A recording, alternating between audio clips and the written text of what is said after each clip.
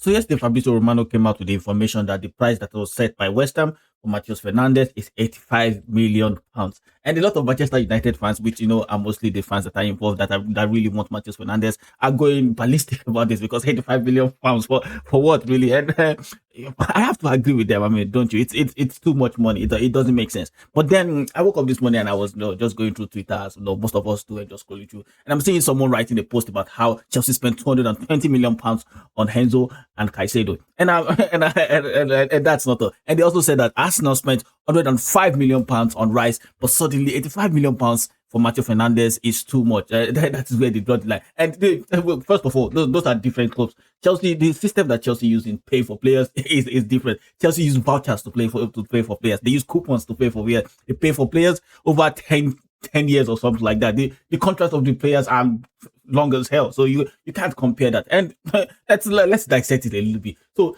Declan Rice is what you want to compare to the current status of Matheus Fernandes. They are not the same player. Declan Rice was captain of West Ham before Arsenal got him, and he had been playing for West Ham for I don't know, in their first team for 3 years, 5 years at this point, and they weren't relegated. They have actually won the Europa Conference League, which he capped them to. So you are comparing a player that has won the Europa Conference League with West Ham to a player that got relegated with West Ham. That's and it's perfect, isn't it? It's poetic because you want to compare 105 million pounds for Rice to Matheus Fernandes that played for the same team, but one got relegated with the team. Why one won an European trophy for the team? So which one should you be playing any 85 million pounds? I mean, the price of Matheus Fernandes should not be anything more than 50 million pounds, and they beg for Messi. Like, please just give off half of it right now. You can pay the other half next year. And I do not get how you will be expecting 85 million pounds for a player that have been relegated back to back. I mean,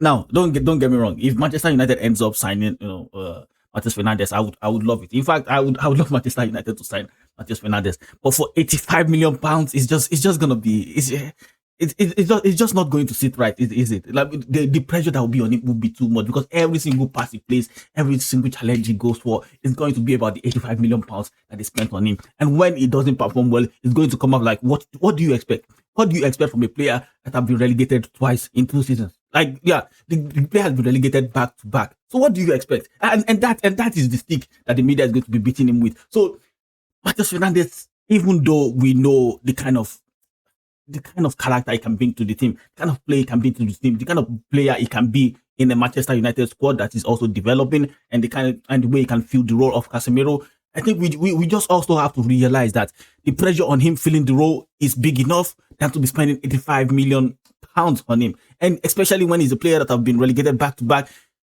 it just doesn't make sense to spend it because it is a risk at the end of the day. It is a risk. Yes, he has Premier League experience. Yes, he's young. Yes, he can bring a lot to the team. He recovers the ball really well. He pushes the ball up the field. He creates chances as well. He's a really good player. He's a fantastic player. But he has been relegated. He has been relegated twice. So you're telling me that the price for a relegated player is now 85 million pounds? Like, I mean, how much did Barcelona get Gordon? Really? So you're telling me that we have to pay more for Matheus Fernandes than Barcelona has to pay for Gordon? Does it make sense? And we are talking about Enzo here. We are talking about Caicedo here. Enzo just won the World Cup before going to Chelsea. Yeah, you're talking about a World Cup winner. That is the player you're comparing to, a World Cup winner and a European Conference Cup winner. Those are the players that you're comparing to Matheus Fernandes. It does not make sense. See, at the end of the day, 85 million pounds, I don't think Manchester United is going to pay. I hope they don't pay it because it's just going to put pressure on the player. It's going to put pressure on the club to perform, and it's going to put pressure on the manager to play the player. So, and this is why it makes sense that Manchester United are going for deals like Ederson this early because they are easy to do and they are cheap. And deals like Matheus Fernandes will have to take a long time, because you have to wait. You have to stall West Ham out. And if someone comes and they're ready to pay that stupid money, if someone comes and they're ready to pay 85 million pounds, let them pay it. Let PSG pay that kind of money. It's okay. Let PSG pay that kind of money and take him. And you go for someone else. You can't be throwing 85 million pounds around for a player that you don't even know how he would get along in a team like Manchester United. You don't know. We've seen players come for 80 million, 90 million that we thought were going to succeed and didn't succeed. I mean, they didn't make sense. Anthony's transfer didn't make sense, but still it was expensive. Sancho's transfer didn't. I mean, we chased him for like 2 seasons, and still look at how it ended up with the amount of money we paid, and he basically haven't played for us for like 3 months or 3 years now or something like that. So 85 million for Matheus Fernandes is too much.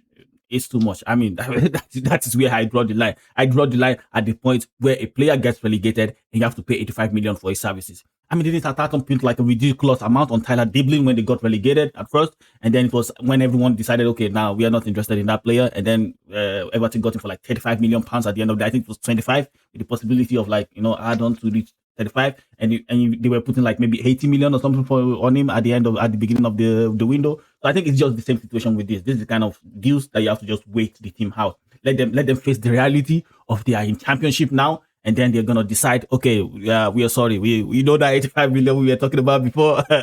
we were just kidding, man. We were just messing with you. We were just filling the water. We didn't really mean 85. 85? Who said 85? You must have misheard us. We meant 58. But you know what?